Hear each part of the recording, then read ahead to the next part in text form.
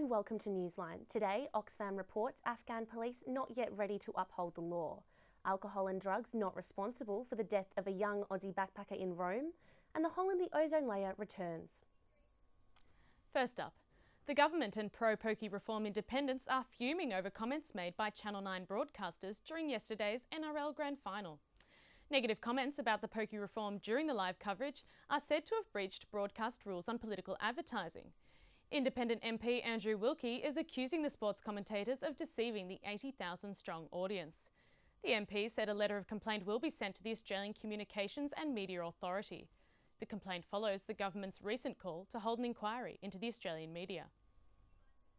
The first of 32 new fixed-speed cameras will be switched on tomorrow across Victoria. Police Minister Peter Ryan said an Auditor-General's report convinced the government to switch on the cameras after it found they do reduce road trauma and are not primarily to raise revenue. Cameras in Braeside, Carlton, Doncaster, Malvern East, Parkville and Central Melbourne will be switched on this week. As the deadline for Western troop withdrawal from Afghanistan draws closer, international aid agency Oxfam is warning that Afghan police are incapable of safeguarding civilians. Local police have been accused of human rights violations, including rape and murder. A report released by Oxfam today says Afghan police routinely resort to shooting civilians in attempts at crowd control. In the first half of this year, police killed 25 civilians in this way and injured 159 others. The aid organisation says training and accountability must improve and foreign mentors should remain in Afghanistan after Australian troops withdraw in 2014. Aussie backpacker Madeline Crawley, who died last week on a Contiki tour in Rome, may have died from deep vein thrombosis. The Italian media reported that the 23-year-old suffered a massive cardiac arrest after taking a lethal cocktail of drugs and alcohol. However, preliminary medical tests reveal the young backpacker had no drugs or alcohol in her system. Miss Crawley's parents have also spoken out, saying their daughter has complained of leg and pains and swollen ankles in the days before she died. Doctors believe the young Australian could have died from untreated blood clots in her legs caused by long-distance plane travel. Final toxicology results will not be available for about 2 months. Scientists have discovered that a hole 5 times the size of the state of California has appeared over the Arctic. The intense cold over the winter months has transformed man-made chemicals into powerful chlorine, which destroys the ozone. The chemicals, known as chlorofluorocarbons or CFCs, were stopped in production about 15 years ago, but remain to damage the stratosphere. Experts warn that an increase in damaging UV rays will increase in the Northern Hemisphere. And now here's Matt Dawson after a very big weekend in sport.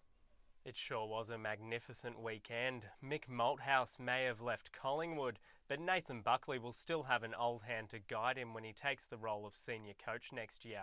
Former Western Bulldogs and Sydney coach Rodney Eade was appointed to an overseeing role with the Magpies this afternoon. Eade will take the role Malthouse was going to fill, but unlike the Premiership coach, will also have game day responsibilities. Players from Premiership-winning team Geelong have courted controversy due to their Mad Monday antics.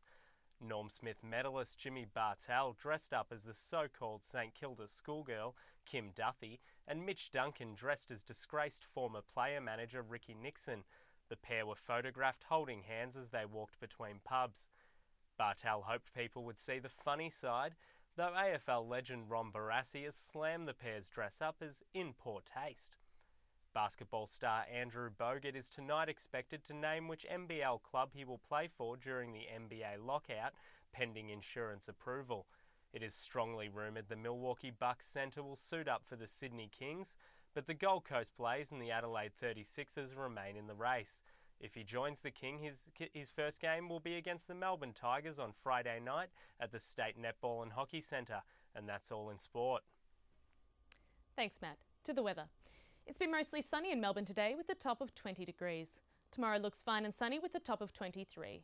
Geelong is mostly the same with the top of 17 degrees, and tomorrow will bring slight cloud cover with a top of 20. That's all we have time for. I hope you can join us tomorrow at Newsline again. Have a great evening.